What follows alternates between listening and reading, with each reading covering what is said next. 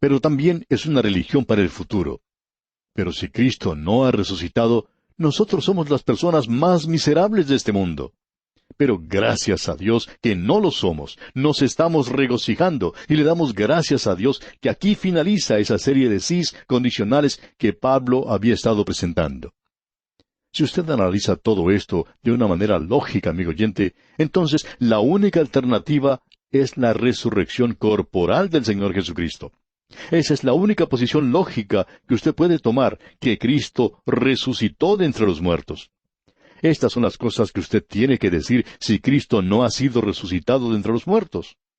Pero yo me quiero unir a Pablo en este versículo 20 y decir con él, mas ahora Cristo ha resucitado de los muertos, primicias de los que durmieron es hecho. Cristo es las primicias. La fiesta de las primicias se ha cumplido en la resurrección de Cristo. Y luego Pentecostés vino más tarde. Llegó unos 50 días después. Cristo había regresado de entre los muertos en un cuerpo glorificado, y Él es el único hasta este mismo momento que lo ha hecho. En vista de eso, nosotros estamos esperando otro Pentecostés, y no será un Pentecostés que se repetirá aquí en la tierra, sino cuando Cristo regrese, entonces será Pentecostés. Amigo oyente, eso ocurrirá cuando Él arrebate a su iglesia de este mundo. Él es las primicias. Luego dice el apóstol, los que son de Cristo en su venida. Esto es algo maravilloso. Cristo ha sido levantado de entre los muertos y es las primicias de los que durmieron. Avancemos ahora con los versículos 21 y 22. Porque por cuanto la muerte entró por un hombre, también por un hombre la resurrección de los muertos.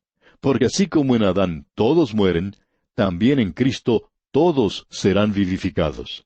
Es decir, todos los que están en Cristo serán revividos, pero cada uno en su debido orden. Es interesante notar que los de la Reforma lograron recuperar mucho de las verdades bíblicas, pero no recuperaron todo. Creemos que estamos viviendo en un día donde estamos viendo muchas cosas que son desarrolladas, y una de ellas es la escatología, o sea, la doctrina de las cosas de los últimos días, es decir, la profecía. Pero en las épocas en que las grandes verdades se desarrollan, hay mucha herejía y muchas cosas raras que se dicen. Y hay muchas cosas que se dicen sobre la persona de Jesucristo y de la inspiración de las Escrituras en esos días primitivos. Eso no es cierto. Hay muchas cosas que están siendo enseñadas sobre la profecía, y pensamos que la profecía es algo importante, pero que se debe enseñar con mucho cuidado porque no es el todo. Nosotros vamos a considerar oportunamente el libro de Apocalipsis, pero en la Biblia hay 66 libros, y 65 de ellos vienen antes del Apocalipsis. De modo que nosotros en este programa que tenemos de 5 años, habremos estudiado 65 libros antes de estudiar el Apocalipsis. Pero esto está siendo desarrollado mucho en nuestros días. Es necesario hacerlo, sí, pero de una manera muy cuidadosa, repetimos. Ahora usted puede notar que Pablo entra en esta sección aquí diciendo, en el versículo 23, pero cada uno en su debido orden. Cristo las primicias, luego los que son de Cristo en su venida. ¿Vendrá para qué? Para buscar a su iglesia, amigo oyente. Luego dice en el versículo 24, luego el fin, cuando entregue el reino al Dios y Padre, cuando haya suprimido todo dominio, toda autoridad y potencia. ¿El fin de qué? El fin de las edades. ¿Cómo finalizará esta era? Llegará una gran tribulación, y luego será establecido un reino por 1000 años en la tierra. Satanás será liberado una vez más por un tiempo corto, y después será echado para siempre en el lago de fuego. Y luego Cristo vendrá a este mundo a establecer su reino para siempre, su reino eterno. En realidad, el reino eterno es una proyección, en cierta forma, del reino milenial, solo que el reino de 1000 años es como un tiempo de prueba. Dice, luego el fin, cuando entregue el reino al Dios y Padre. Ahora, ¿qué es esto? Es el fin del reino milenial, cuando haya suprimido todo dominio, toda autoridad y potencia. Eso quiere decir el reino milenial de Cristo. Ahora el versículo 25 dice, porque preciso es que Él reine hasta que haya puesto a todos sus enemigos debajo de sus pies. Ese será Satanás. Ahora el versículo 26 dice, y el postrer enemigo que será destruido es la muerte. Cuando esto ocurra, amigo oyente, me alegrará muchísimo. Avanzando un poco más, el versículo 27 dice, porque todas las cosas las sujetó debajo de sus pies. Y cuando dice que todas las cosas han sido sujetadas a Él, claramente se exceptúa aquel que sujetó a Él todas las cosas. Parecería indicar que Cristo no está sujeto a Dios. Pero el siguiente versículo aclara este punto, el versículo 28, leamos. Pero luego que todas las cosas le estén sujetas, entonces también el Hijo mismo se sujetará al que le sujetó a Él todas las cosas, para que Dios sea todo en todos. Ahora, ¿qué es lo que quiere decir con eso?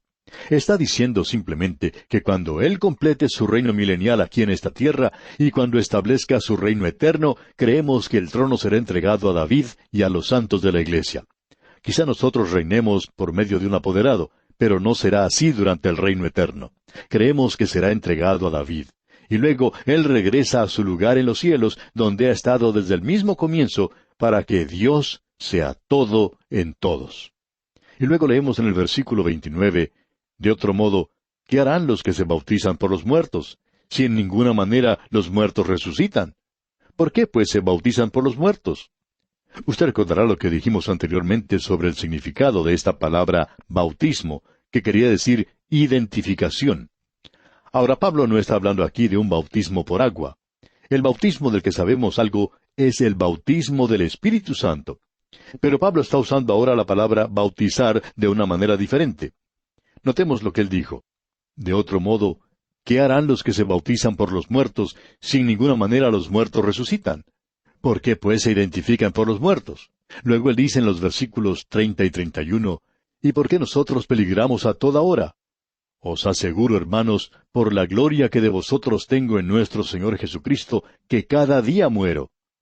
Pablo había dicho que si Cristo no había sido levantado de entre los muertos, entonces ellos serían necios al poner sus vidas en peligro. Sin embargo, siendo que Cristo ha sido resucitado, los creyentes nos identificamos con Él. Eso lo dice allá en el capítulo 6 de Romanos, bautizados en su muerte. Nosotros hemos sido resucitados a una novedad de vida y hemos sido bautizados en el Cristo viviente. Ya no le conocemos en la carne, sino que estamos unidos a un Cristo viviente. Ahora, si eso no es verdad, si Cristo no resucitó, si no estamos bautizados en Él, es decir, identificados con Él, entonces estamos haciendo un sacrificio inútil aquí en el mundo y estamos en peligro a toda hora. Pablo está diciendo aquí, cada día muero. Estoy en un constante peligro de muerte por amor a Cristo. Luego dice en el versículo 32 de este capítulo 15 de la primera carta a los Corintios, si como hombre batallé en Éfeso contra fieras, ¿qué me aprovecha? Si los muertos no resucitan, comamos y bebamos porque mañana moriremos. ¿Por qué permito ser encerrado con los leones si Cristo no resucitó de los muertos? Yo estoy identificado, bautizado en su muerte, identificado como hombre muerto porque estoy unido a un Cristo viviente. De eso es de lo que Pablo está hablando aquí. No tratemos de reducirlo a un simple servicio que prácticamente no tiene ningún significado. Dice, comamos y bebamos porque mañana moriremos. Pablo dice que la razón por la cual él se identifica con el hombre muerto es por eso. Ahora, si Cristo no ha resucitado, entonces deberíamos adoptar una filosofía hedonista como la de los epicúreos y decir, comamos y bebamos porque mañana moriremos. Luego él dice, en el versículo 33 de este capítulo 15, no erréis, las malas conversaciones corrompen las buenas costumbres. Si usted, amigo oyente, recibe una información equivocada, entonces actuará equivocadamente. Ahora, en los versículos 34 al 38, Pablo dice, velad debidamente y no pequéis, porque algunos no conocen a Dios. Para vergüenza vuestra lo digo. Pero dirá alguno, ¿cómo resucitarán los muertos? ¿Con qué cuerpo vendrán? Necio, lo que tú siembras no se vivifica, sino muere antes. Y lo que siembras no es el cuerpo que ha de salir, sino el grano desnudo, ya sea de trigo o de otro grano. Pero Dios le da el cuerpo como Él quiso, y a cada semilla su propio cuerpo. Usted, amigo oyente, siembra la semilla en la tierra. Esa pequeña semilla muere y nace una planta. Y en ella podemos contemplar pequeñas semillas como las que plantamos. Es la misma, aunque ahora se ha multiplicado. El cuerpo es sembrado en la misma manera para ser levantado en novedad de vida.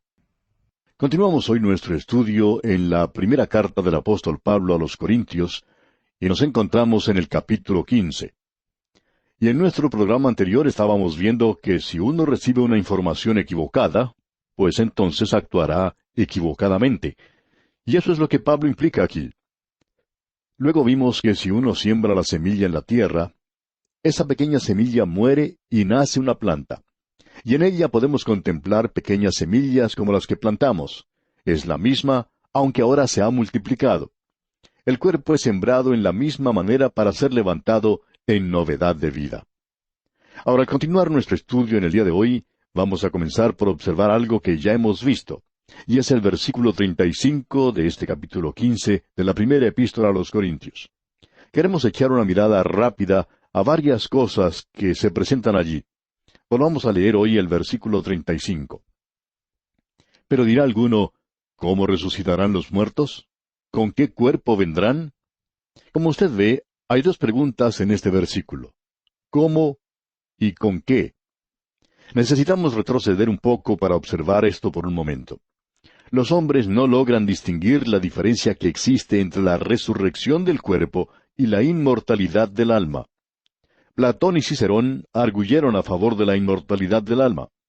Y ahora Pablo está arguyendo a favor de la resurrección del cuerpo. Los saduceos eran personas que decían que no había resurrección. Un día el Señor Jesucristo les dijo allá en el Evangelio según San Mateo, capítulo 22, versículo 32, Yo soy el Dios de Abraham, y el Dios de Isaac, y el Dios de Jacob. Dios no es Dios de muertos, sino de vivos. Pablo responde a aquellos que niegan la resurrección del cuerpo. Les responde, como hemos visto, con la resurrección de Cristo, cuyo cuerpo fue resucitado. ¿Cómo puede un cuerpo que muere y el que resucita ser lo mismo? Pablo dice que la naturaleza demuestra que no son idénticos. Son lo mismo, pero no son idénticos. ¿Con qué cuerpo son resucitados los muertos? Bueno, los cuerpos cambian sus elementos cada 8 años. Se nos dice que nuestros cuerpos cambian sus elementos. Eso responde a la primera pregunta que presentamos de cómo resucitarán los muertos. Es lo mismo que el grano de trigo que se pone en la tierra para que crezca una planta. Ahora vemos que en el versículo 36, Pablo les habla de una manera dura, diciendo que en realidad esa era una pregunta tonta, porque si uno lo pensara bien, podría observar que hay una continuidad en estas semillas. No es algo imposible, sino un misterio, que de la misma semilla salga una planta.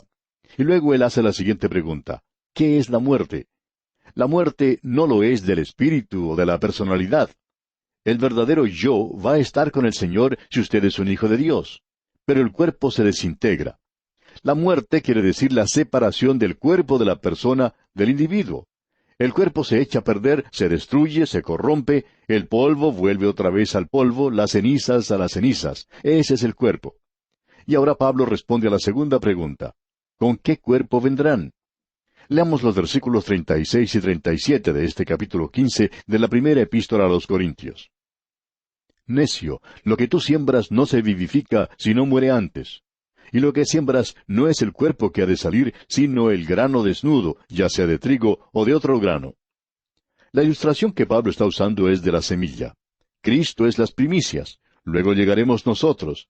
Nosotros estamos esperando el arrebatamiento de la iglesia cuando Él saca a la iglesia de este mundo. Si para esa época nosotros estamos ya muertos, entonces resucitaremos. Pero si estamos vivos, entonces seremos arrebatados y cambiados. Usted puede ver que la semilla no provee un nuevo cuerpo, ni tampoco lo hace el alma. Dios lo hace. Eso es lo que nos está diciendo Pablo en este pasaje. Ahora el versículo 38 dice, Pero Dios le da el cuerpo como Él quiso, y a cada semilla su propio cuerpo. Y ahora Él entra en otro tema. Todo esto es el misterio de la vida. Podemos decir que en realidad el misterio de la vida es mucho más grande que el misterio de la muerte. Uno siembra trigo y trigo es lo que crece. No es ninguna otra clase de planta. Es el trigo lo que nace. Esa pequeña semilla es igual a la que usted había sembrado. No es idéntica, pero ciertamente muy similar. Ahora él sigue adelante y dice en el versículo 39, No toda carne es la misma carne, sino que una carne es la de los hombres, otra carne la de las bestias, otra la de los peces, y otra la de las aves. La diferencia que existe entre un cuerpo muerto y el cuerpo resucitado es mucho más que la diferencia que hay entre el hombre y las bestias, los peces y las aves. Primero, él estaba hablando de algo relacionado con la botánica, y ahora Él se pone a comparar las cosas con la biología y la zoología. Luego deja ese tema y entra en otro diferente. Leamos el versículo 40. Y hay cuerpos celestiales y cuerpos terrenales, pero una es la gloria de los celestiales y otra la de los terrenales. Lo celestial, creemos, es la iglesia. Lo terrenal es Israel y los gentiles. Y ahora nos encontramos en el reino de la astronomía. Luego él dice en el versículo 41, una es la gloria del sol, otra la gloria de la luna, y otra la gloria de las estrellas, pues una estrella es diferente de otra en gloria. El material del sol no es el mismo que el de la luna, ni tampoco es el mismo del de las estrellas. Y aún entre las estrellas hay diferencias. Existe el sistema solar y también el sistema estelar y planetario. Luego Pablo continúa en el versículo 42 y dice, así también es la resurrección de los muertos. Se siembra en corrupción, resucitará en incorrupción. Él dice claramente que Adán no hubiera muerto, pero que él siempre estaría sujeto a la muerte. Pero ahora nosotros recibimos un cuerpo que es incorruptible. En el versículo 43 él dice, se siembra en deshonra, resucitará en gloria. Se siembra en debilidad, resucitará en poder. El nuevo cuerpo tiene cosas maravillosas, tiene gloria, color, belleza y poder.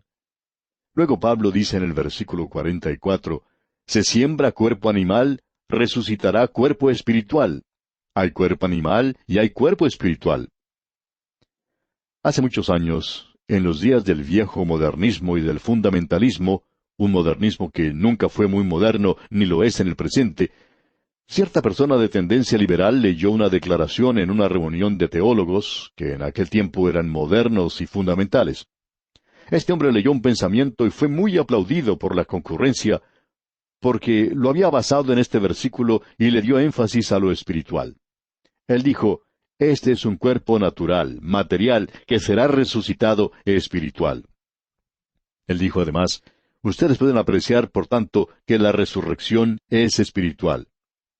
Al finalizar su disertación, un destacado estudiante de la Biblia pidió la palabra y le dijo, yo quisiera preguntarle algo al orador. Todos los presentes estaban un poco incómodos porque sabían que este señor podía hacer preguntas difíciles, así como también contestarlas. Él dijo, quisiera saber qué es lo que tiene más importancia, el sustantivo o el adjetivo.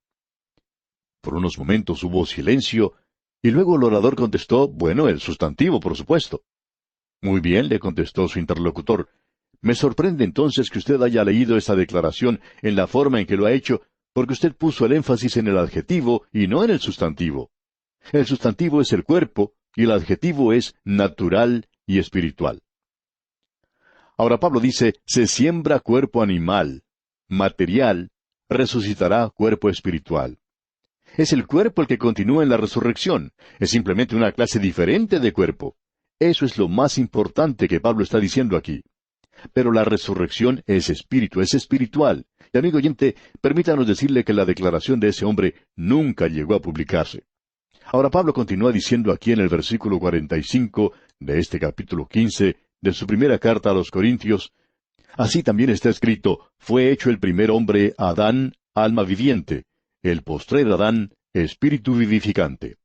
Usted puede apreciar que el primer Adán era psiquical, de la palabra griega psuka y de sosa. Eso quiere decir que fue físico y psicológico. El postrer hombre es espiritual. La palabra es neuma. En castellano diríamos neumática. Ahora los versículos 46 y 47 dicen, mas lo espiritual no es primero, sino lo animal, luego lo espiritual. El primer hombre es de la tierra, terrenal. El segundo hombre, que es el Señor, es del cielo. Se dice en el versículo 47 que el primer hombre es de la tierra, terrenal. La palabra aquí utilizada es koikus, o sea, tierra, barro o basura en otras palabras. Hoy en día escuchamos hablar mucho de la ecología, ¿y quién es el que arruinó las cosas en esta tierra? El hombre, amigo oyente, porque el hombre es terrenal, él es basura. ¿Y qué es lo que uno espera de él? Todo lo que queda del hombre es basura, pero el segundo hombre es el Señor, del cielo. Cual el terrenal, tales también los terrenales. Lo terrenal, esa es la tradición de todos nosotros. Y cual el celestial, tales también los celestiales. Pero también nosotros estamos en Cristo, estamos unidos a Él, y por tanto es nuestra esperanza. Esa resurrección es un cuerpo eterno, una eternidad con Cristo. Ahora el versículo 49 dice, y así como hemos traído la imagen del terrenal, traeremos también la imagen del celestial. Nosotros estamos esperando esto ansiosamente. Escucha ahora lo que Pablo dice en el versículo 50 de este capítulo 15 de la primera carta a los Corintios. Pero esto digo, hermanos, que la carne y la sangre no pueden heredar el reino de Dios, ni la corrupción hereda la incorrupción. Estos viejos cuerpos nuestros no irán al cielo, y de eso me alegro mucho, ya que me gustaría cambiar el mío. No pueden heredar el reino de Dios.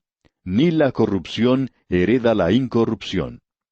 Él no está diciendo algunas palabras mágicas sobre estos cuerpos o los está enviando a un taller de reparaciones.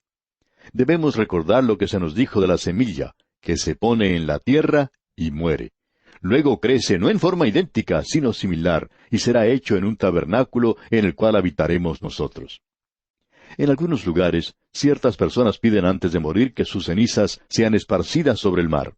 En otras palabras, esto es un reto a Dios, de que Él trate de reunir todos estos átomos nuevamente. ¿Cómo puede Dios reunir esos pocos átomos de material fosforoso y el poco hierro que queda allí? Usted sabe que en nosotros existe solo un poquito de material, suficiente quizá como para poder hacer 2 fósforos. Hablamos a veces de personas que están encendidas, pero en realidad no podemos ni siquiera encender un fósforo. Luego hablamos de una persona que es tan fuerte como el hierro. Bueno, nosotros tenemos tanto material como para poder hacer un clavo, una puntilla, eso es todo. Ahora, si Dios quiere usar otros materiales para volver a formar un nuevo cuerpo, algunos átomos de hidrógeno, por ejemplo, no habría ninguna diferencia. Esa forma de hablar es una tontería en realidad, y aún así es uno de los argumentos más grandes que la gente utiliza. ¿Cómo puede Dios reunir todos esos átomos? Amigo oyente, Él tiene muchísimos átomos en sus manos, y si Él hizo este cuerpo para comenzar, puede hacer otro. Y estos cuerpos saldrán de la tumba. Pero supongamos que ellos fueron quemados y sus cenizas esparcidas en el mar. Ellos también saldrán del mar. Dios puede hacer eso y reunirlos otra vez. Después de todo, Él es Dios, ¿verdad? Notemos otra vez lo que dice Pablo en el versículo 50. Pero esto digo, hermanos, que la carne y la sangre no pueden heredar el reino de Dios. Estos cuerpos viejos no van a entrar al cielo, ni la corrupción hereda la incorrupción. Escucha ahora lo que él sigue diciendo. He aquí os digo un misterio. ¿Cuál es el misterio? Ya lo hemos visto. Lo ha mencionado varias veces. Aquello que no se había revelado en el Antiguo Testamento, pero que ahora se revela en el Nuevo Testamento. Lo que usted no puede aprender ni por el ojo ni por el oído. Como se nos dice, cosas que ojo no vio, ni oído oyó, ni han subido en corazón de hombre. Esto no es algo que el hombre podía haber pensado. He aquí os digo un misterio. No todos dormiremos. No todos nosotros vamos a pasar por las puertas de la muerte, amigo oyente. Y dice Pablo, pero todos seremos transformados. Ahora, muramos o no, vamos a ser cambiados. Vamos a ser transformados. Hay mucha gente que dice que solo si estoy vivo cuando Cristo venga para poder ir a estar en su presencia. Usted, amigo oyente, amiga que nos escucha, va a ser cambiado, va a ser cambiada. Yo seré cambiado, transformado. Si Él viniera en este momento, todos seremos transformados, cambiados, en un momento. Eso expresa la parte más pequeña del tiempo. La palabra de donde viene es atomao. De allí nosotros hemos formado la palabra átomo. Los científicos se equivocaron en forma cuando llamaron a esa partícula átomo, porque ellos pensaban que habían encontrado la partícula más pequeña de la materia. Y ahora los mismos científicos pueden dividir el átomo en muchas partes. Por tanto, es otra cosa. Creemos que la palabra griega stoikeus, que quiere decir algo ordenado, básico para edificar, sería mejor. Simón Pedro la usa en su segunda carta en el 3 capítulo, y él no era ni siquiera un científico, solo un pescador. El Espíritu de Dios sabía algo sobre la ciencia. Dice Pablo, no todos dormiremos, pero todos seremos transformados en un momento, en un abrir y cerrar de ojos. Entendemos que los psicólogos han medido de alguna manera el parpadeo de un ojo. A uno de ellos se le preguntó en cierta ocasión, ¿qué era el parpadeo de un ojo? ¿Es cuando el párpado baja o cuando sube? ¿O es el subir y el bajar juntos? Nos inclinamos a pensar que es la acción conjunta. Creemos que los científicos lo han podido medir en menos de un segundo, y ese momento puede ser llamado atomao. Ahora, tomao quiere decir cortar. Atomao quiere decir algo que uno no puede cortar, no puede separar. Ellos han separado el átomo. Así es que en ese momento, en ese período de tiempo, uno no podría decir, aquí viene o aquí está, él está aquí. Dice el apóstol, en un momento, en un abrir y cerrar de ojos, a la final trompeta. ¿Qué es eso? Es la última llamada. La trompeta es su voz. Juan dice en el primer capítulo de Apocalipsis, oí detrás de mí una gran voz como de trompeta. ¿Quién era? Era el Señor Jesucristo. Este es su último llamado a la humanidad. Vamos, dice él, porque la trompeta sonará. Él da su última llamada. Él llamará a los muertos. Él dijo, Lázaro, ven fuera. Y él dirá su nombre y le llamará, ven fuera. Veamos ahora los versículos 52 y 53 de este capítulo 15 de la primera epístola a los Corintios. En un momento, en un abrir y cerrar de ojos, a la final trompeta, porque se tocará la trompeta, y los muertos serán resucitados incorruptibles, y nosotros seremos transformados. Porque es necesario que esto corruptible se vista de incorrupción, y esto mortal se vista de inmortalidad. Usted no puede ir al cielo, amigo oyente, tal como está. No puede ir al cielo con el viejo cuerpo que tiene. Usted no podrá ver lo que allí existe, ni tampoco podría escuchar la música. Se nos dice que no podemos ver todo lo que se podría ver, ni oír todo lo que se podría oír. Nuestros cuerpos son bastante limitados. Somos, en lo que concierne al cielo, bastante sordos y mudos. Si nosotros fuésemos tal cual estamos, no podríamos disfrutar del lugar. Nosotros no conoceríamos mucho acerca de ese lugar y podríamos perdernos de la mitad de las cosas que suceden allí. Amigo oyente, cuando yo vaya allí, no quiero perderme de nada de lo que suceda. Por tanto, necesitaré un cuerpo nuevo. Esto corruptible debe vestirse de incorrupción, y lo mortal se debe vestir de inmortalidad. Veamos ahora el versículo 54. Y cuando esto corruptible se haya vestido de incorrupción, y esto mortal se haya vestido de inmortalidad, entonces se cumplirá la palabra que está escrita, sorbida es la muerte en victoria. Esa es la victoria de la resurrección, amigo oyente.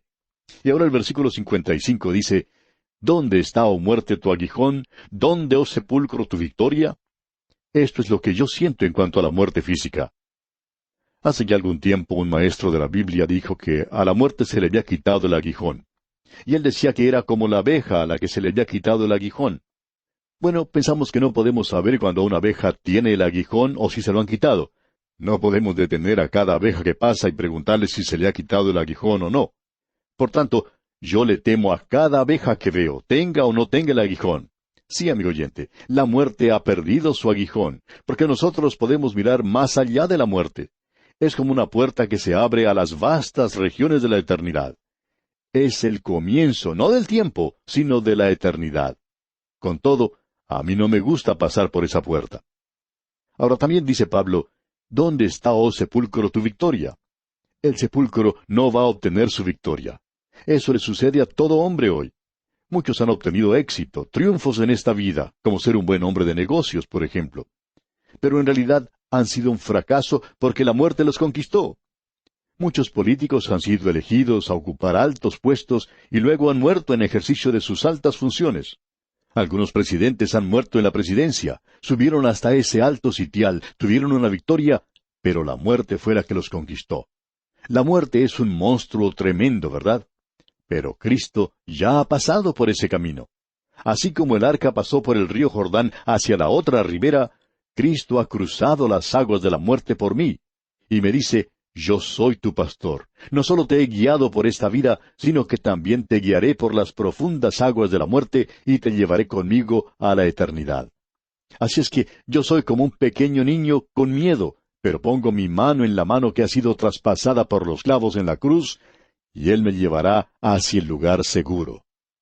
¿Dónde está, oh sepulcro, tu victoria? El aguijón de la muerte es el pecado. El pecado es el aguijoneador, y el poder del pecado es la ley. La ley es el espejo que nos muestra que somos pecadores. Mas gracias sean dadas a Dios que nos da la victoria. ¿Cómo? ¿Gracias a que somos más inteligentes, más sabios, y por eso somos vencedores? No, amigo oyente, tenemos victoria por medio de nuestro Señor Jesucristo. Allá en el libro de Apocalipsis capítulo 12, versículo 11 dice, y ellos le han vencido por medio de la sangre del Cordero. Esa es la única forma por la cual cualquiera de nosotros podrá vencer. Ahora, en base a eso, Pablo dice, así que, en el versículo 58, y esa palabra nos lleva al mismo comienzo de este libro. Leamos el versículo 58 entonces. Así que, hermanos míos amados, estad firmes y constantes, creciendo en la obra del Señor siempre, sabiendo que vuestro trabajo en el Señor no es en vano. Al leer eso, pensamos en el versículo 9 del primer capítulo, donde dice, fiel es Dios. Así es, Él es fiel, por el cual fuisteis llamados a la comunión con su Hijo Jesucristo, nuestro Señor. Yo he sido llamado a la comunión con su Hijo Jesucristo, y Pablo ya me lo había dicho antes en esta epístola, que todas las cosas son mías. Él ha dicho que Pablo me pertenece, y yo he estado estudiando todo acerca de él. Es nuestro, como lo es también Apolos y Cefas, y también el mundo. Y yo quiero disfrutar de la vida y de la muerte. La muerte es nuestra, porque tenemos a aquel que ha triunfado sobre la muerte. ¿No le parece maravilloso, amigo oyente? Las cosas del presente, las cosas que vendrán más adelante en el futuro, todas esas son suyas. Amigo oyente, nosotros somos más que vencedores por medio de aquel que nos amó. Y así concluimos nuestro estudio de este capítulo 15 de la primera epístola a los Corintios.